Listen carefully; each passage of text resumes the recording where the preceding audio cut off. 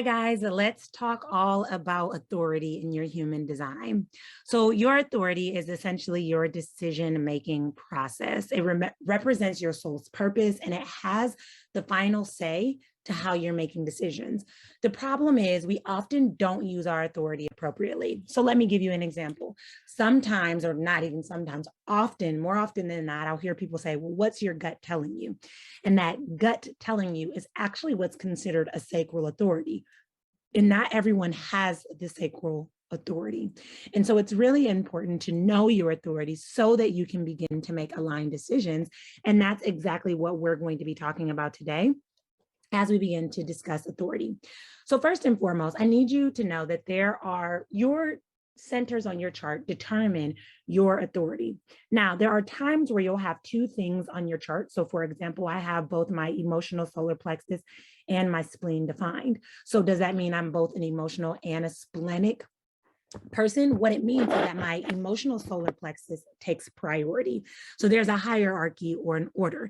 So if you have both your emotional solar plexus and your sacral defined, you would be an emotional solar plexus authority. If you have your sacral and your splenic defined, you would be sacral. So in this order is the order in which it goes. Obviously, we get down to no inner authority. That's for our reflectors. So none of these other things would even be likely. So with the hierarchy, it is based on the order in which things are defined, and it follows this step. So for me, I actually need to ride an emotional wave, but then I need to, when I get that point of clarity, I will have that still small voice that just makes sense, that inner knowing, that intuition. And that's because my emotional solar plexus and my splenic center are defined. And we'll learn more about that, but I want you to have an idea of the authority or the order, because when you look at a chart, sometimes you'll see two different centers that are defined and it'll make you say, oh, okay, well, they might be both, or trying to decide between the two. When you're deciding between two or three different centers, you're going to want to know the order, right? The hierarchy, so that you know which one takes precedence. So key thing that is important to know as we talk about authority is that not all 9 centers are authority. There is no root center authority. There is no mental authority. There is no throat center authority. There is no head center authority. Let me say that again. There is no head center authority, meaning that we should not be making decisions from our head. But that's what we're taught. And this was probably one of the most mind-blowing, but life-changing realizations as I started to understand human design. So how do we get into our authority? The first step is to identify and know that your mind is not designed to make decisions. The second step is to figure out what is your decision-making process, what is your authority, and then starting to align with that. This matters because I feel like a lot of times we are looking for answers outside of us, right? We're looking for other people to complete us. We're looking for other people to make us whole. We're looking for other people to make sense of our answers.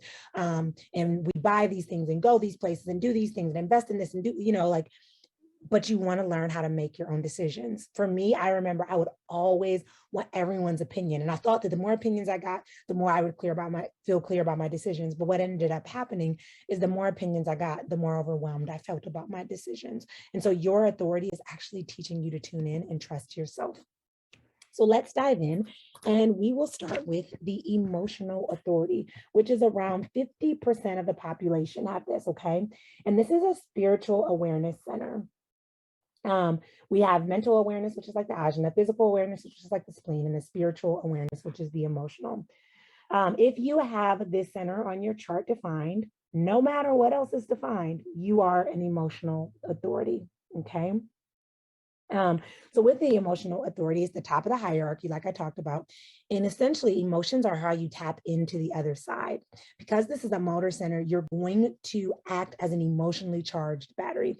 So what some people will say is that it feels like this buildup of emotional energy, and then they're overwhelmed from tiredness of trying to process all of the various emotions. You might be one of those people that kind of go back and forth to physically feel into the decisions, to physically feel into the options. But the best thing you can do is honor where you are emotionally and not try to force yourself to be somewhere that you feel like you have to be. Also, what I found to be really important when you're working with someone who has an emotional authority, or you have an emotional authority, is to start tracking the waves. Start to track what the waves look like, start to track what they feel like. and teach your clients or tune into yourself to notice when you start to feel emotionally clear. Because when you start to feel emotionally clear, you don't have to wait, right? You don't have to wait for anything. Your outcome or your decision-making process won't be as negatively impacted when you allow yourself to ride that emotional wave and you feel into the decision after the point of clarity. So generators, manifestors, manifesting generators, and projectors can all be an emotional authority. Notice I didn't say reflectors because they do not have that, they don't have any centers defined, and that's why they can't be an emotional authority. So there's 3 different emotional waves when you are an emotional authority. If you have that emotional authority, you're going to operate on a different wave pattern. So you're going to have highs, you're going to have lows, you're going to have emotional clarity. And that emotional clarity is when that grounded version of you will come, okay? So this is a place where you'll want to make decisions from so that you give yourself time to make decisions from a clear place, not a forced place, not a rushed place. So in order to do that effectively, you have to get to know your patterns so you can predict when the clarity will come. This may be using a journaling app or an emotion tracking app or anything like that, because you don't want your emotions to run the show. When you're presented with a decision to make your emotions, when you're presented with a decision, you want to make your emotions feel into all of the possibilities, okay? And sometimes this can be hard when you're making quick decisions, but the more you start to practice with this and toy with this and start to feel like what this feels like, the more you'll familiarize yourself with it and it won't feel as overwhelming, okay? The trick is to know that clarity will come, but you have to wait for that clarity. Okay. And there's 3 different wave types with the emotional authority. You have tribal wave, you have individual wave, and you have collective waves as it relates to your emotional authority. Tribal wave is probably the quietest or the most mild of the 3. And it's the wave that kind of flows up and down, but in a more gentle way. Some people with the emotional wave with tribal don't even really notice the flow because it's just very gentle, very slight, okay? Then we have the individual wave, which is probably the total opposite, right? It's very, very loud. It's very dramatic. And this wave travels in big swings all the way up to joy and then all the way down to sadness. And you're questioning what you're doing. Okay. I actually have an individual wave, so I relate to this a lot. And one of the struggles with this wave is at the way, way bottom, it can feel like you are never, ever going to come back up. And at the way top, you can be fearful of going all the way down to that bottom. Okay. Too much focus on this wave can keep you stuck in that pattern and that cycle, okay? So it's important if you have the individual wave to know you'll have it, to know that you get to have breaks, to take those breaks, and to recognize when you're on that wave, and to give yourself permission to feel into it because it's a part of how you're designed. And then the collective wave is like an escalator, right? It rises slowly, slowly, slowly towards that happiness and towards that joy in a slow and steady way. But unfortunately, the energy doesn't really sustain itself there. So what ends up happening is it's like a bubble, and then all of a sudden it kind of pops, right? And then you start to feel kind of that sadness and sorrow. But the good news is at the bottom of this wave, it does not last long. And then you can slowly and steady kind of build your way back up, okay? So that's kind of the difference between the tribal, the collective, and the individual wave. So with the emotional solar plexus, the length of the wave tends to reflect the importance of the decision. We all feel them, whether we're tribal, individual, or collective, but you may feel it for a longer time if it feels really, really, really big. If it's a small little mini wave, smaller decision, just feel out the different options. Allow yourself to feel out the emotions, allow yourself to process it. If it's a big, massive decision, take your time and give yourself permission to have that time, and know clarity will come with time. One of the things that I like to do is like a really small decision. Like let's say that recently I was at the mall and I really wanted these shoes, but I was like, I kind of don't need them. I have shoes that looks very similar, but I like the way they felt. So I was like, you know what, I'll just leave and let myself feel into it. And I felt into it for a day and a half. And then I was like, you know what? I still want those shoes. It's still on my mind. I'll go back and get them. So I allowed myself to feel into the different options. What would it feel like if I went back and got them? What would it feel like if I didn't get them? That sort of thing. And so I paid attention to that emotional wave because that was not a big decision, but that mini wave still needed to be felt through. Next up, we have the sacral authority or the sacral authority. So about 35% of the world has this type, okay? This is the gut feeling that I was talking about earlier. So this is related to like that joy or to that excitement. And this to me is the center of responsiveness. So it is so important when you have a sacral authority to let your body respond. This is why I like when I'm working with clients that have a sacral authority, I will ask them yes or no decisions or questions. And I'll even start with something small, like, do you know what you're going to have for dinner? Yes. Do you like what you're going to have for dinner? Yes. Is it already made? No. How are you feeling about moving forward with whatever? So I'm teaching them how their body responds when they say yes and how their body responds when they say no. And the key thing with this is that with sacral authority, it's in the now. It's in the now. I cannot say, do you feel good about getting married in 5 years? Like, that is not how sacral authority works. They need to respond and they need to respond now. And the good thing is with sacral authority, you're not married to your decision. You can make a decision in the now, and then you can say, you know what, that doesn't feel aligned, that doesn't feel good. And you know that you have permission to make the changes when you see necessary, okay? So ask yourself yes or no questions to get yourself to trust those immediate instincts, okay? But also give yourself permission to say no. So manifesting generators and generators can have this authority.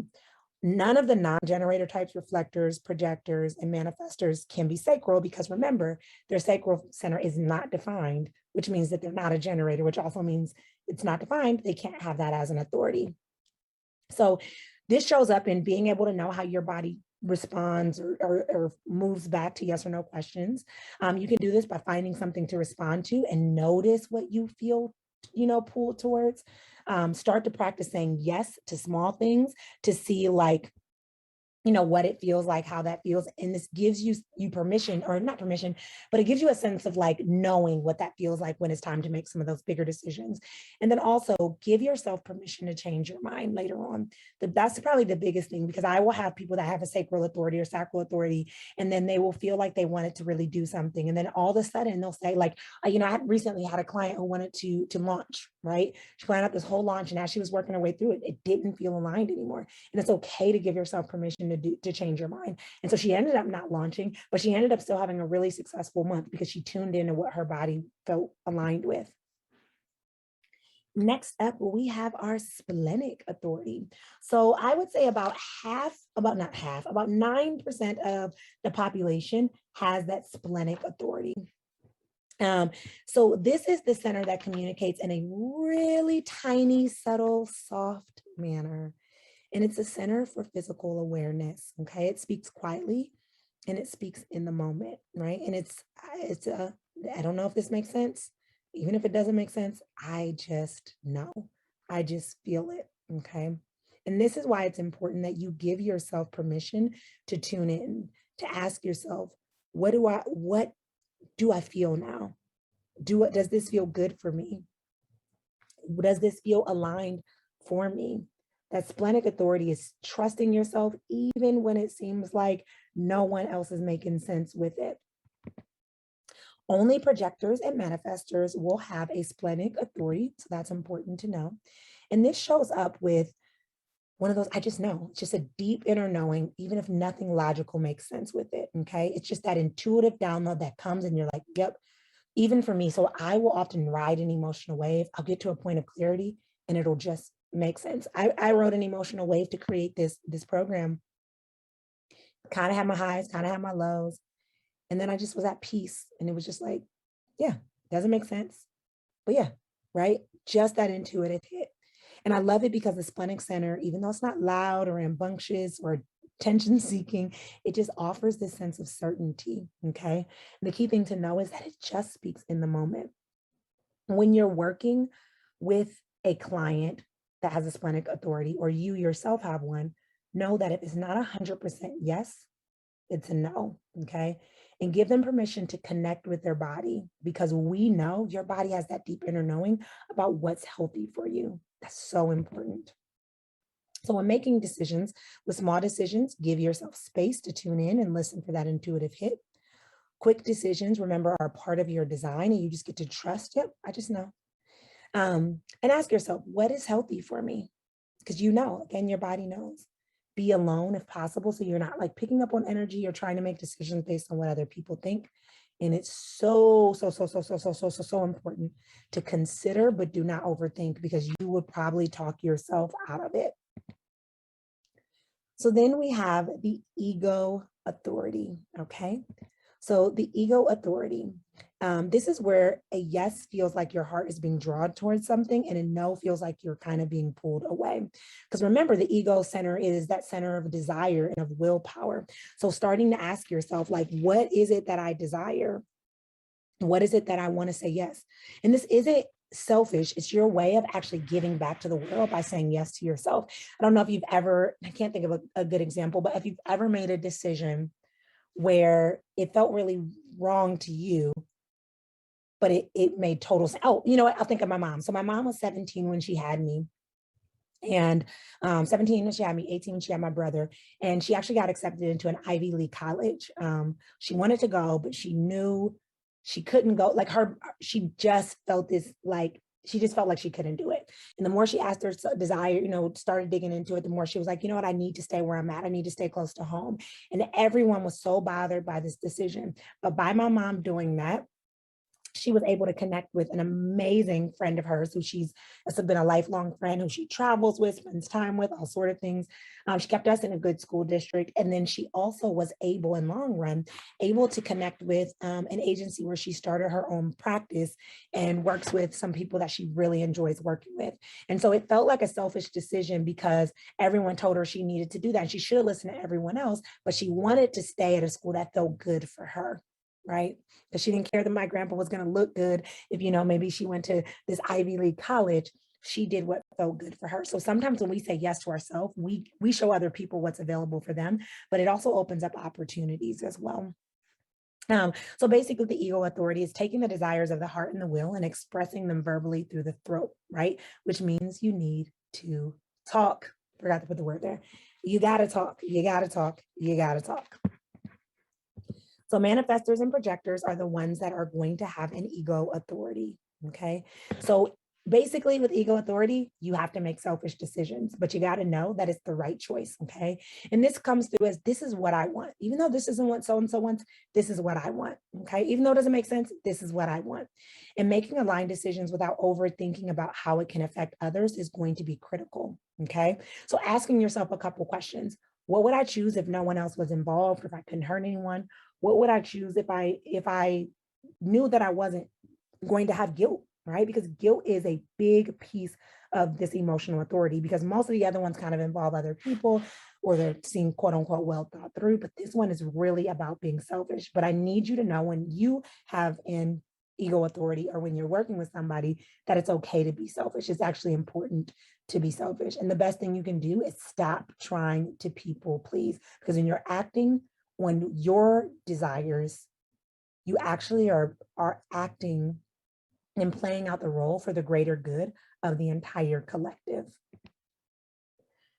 So next we move into self-authority, okay? So the self-authority is the self-projected authority, brings the voice to the self, identity, and G center, identity, direction, and purpose. And it's usually from projectors, okay? So this essentially comes off as this deep inner knowing, okay? The decision-making process is really, really rooted around your overall identity. So with this, projectors are the only type that would have a self-authority. So with this said, you want to make sure that you're asking yourself, right? How does this decision feel like me? Does this decision align with me? Am I the type of person who blanks? Okay. So for people like this, it will show up as a feeling of this like pull in the chest, or as that inner dialogue. And then what you want to do is you want to tune in to that pulling and see who you are and where you're going and determine if that aligns. Okay. So when you're working with, let me go back, sorry. When you're working with people that have this self-authority, my brother actually has this self-authority, is start to ask them what feels like you. So for example, if you're a coach and a client's like, oh, what if, should I be posting educational quotes or should I be posting reels? What feels more like you? start to empower them with their identity and stepping in to that identity, okay? Because what you're doing is amazing work, because you're teaching them all in all to be able to tune in and trust themselves. So next up, we have the sounding board authority, which is also known, some people call it the environmental authority, and it shows up when the throat, the ajna, and the head center are all a part of the definition. Again, with this authority, only projectors have the sounding board authority. So the different ways that this shows up is that you need to be in the right environment to make the correct decisions. So it's good to rely on your intuition, but you also want to make sure that you're in the right space to be able to do that. So for these people, you tend to have this deep reliance on your mind, and you want to be able to bounce ideas off other people, but you got to really hear yourself out. You got to really be able to talk. Okay. So you're not talking from this place of like looking for people to answer your questions. You're just looking for input, right? But not in the form of an opinion, just so that you can hear yourself talk it out loud, just so that you can hear yourself kind of reflect on it. So when you're making decisions, be sure not to ask for advice, but just to allow yourself room to talk, and then to give yourself that really clear picture of what it is that you desire, what it is that you want to move towards.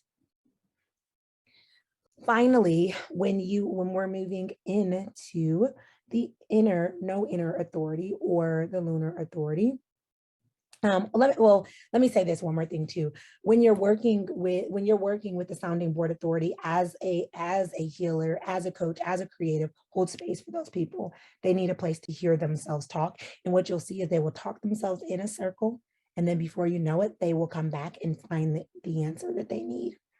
And you get to just hold space for them, which is awesome. So no inner authority. No inner authority is basically when all of the centers are undefined, okay? So this is the lunar authority, because nothing is colored in. So the lunar authority is only for reflectors. I thought I put that in there. I did not. Oh, there we go. So only the reflectors have that. So with the lunar authority, the way in which you're here to make decisions is to wake that full lunar cycle. You basically want to be able to have that clarity over time. So what you can find yourself doing is starting to discuss your choices and your options with a close confidant, somebody that you can trust, somebody that you're not worried about it's going to take ideas or anything, just someone you can process with. And this is kind of like the sounding board. Like, you want them to just listen. You want that safe place to be heard and held, and a safe place to talk, and then essentially allow yourself to hear what you're saying, to really contemplate the decision over time. Okay. If you cannot wait a full lunar cycle, it can be hard. It can be really, really, really, really hard to wait a full lunar cycle. If you cannot wait a full lunar cycle, that's understandable. Okay. But try to wait as long as you can to work your way through that, okay? Your authority lies in taking at least a whole moon cycle before making a decision, which can be about 28 to 29 days, okay? So try not to put a lot of pressure on decisions, and try not to make spontaneous decisions, okay? But obviously, you don't need to wait 28 days to determine which restaurant you want to go to. So that's something to consider as well. So some tips for you when making decisions, again, because it's for reflectors, is you first need to recognize that you are going to reflect the energy of other people. And because you're sensitive to the lunar cycles and the transits, your energy is going to feel different each day based on people you're around, based on the energy of the world. So take time, give yourself that time to feel out your decisions. Just like the sounding board, you want to talk out your decisions, to hear yourself talk. And then with your signature being surprise, get yourself into that anticipation energy so you can feel surprised, okay? And again, when you can, wait a full lunar cycle, give yourself permission to do that. I've seen some recently, it's not always feasible, but I've seen some coaches that will give people time to make that decision. And if you're a reflector and you write them and tell them, they'll tell you, okay, we'll give you some time to make it, which I think is really, really cool, to honor that we're all built and made differently.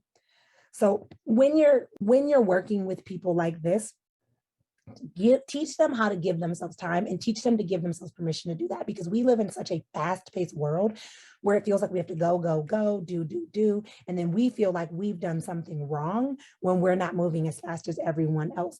But let them know that it's okay to wait their time. Let them know that they don't have to rush, okay?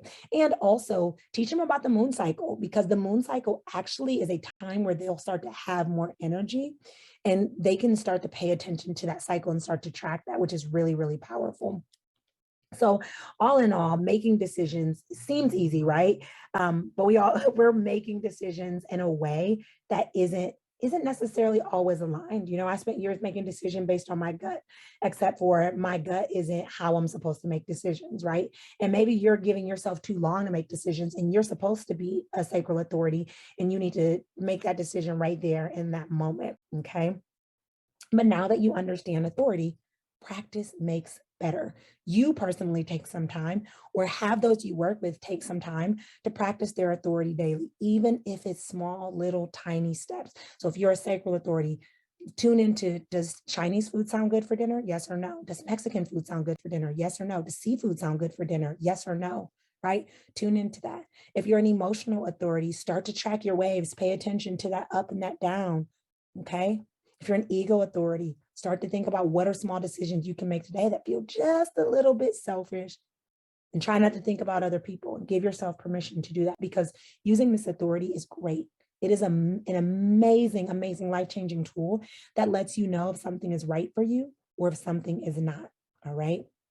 It gives you that inner intelligence that just lets you know what's correct, what you're called to, and how you're in alignment.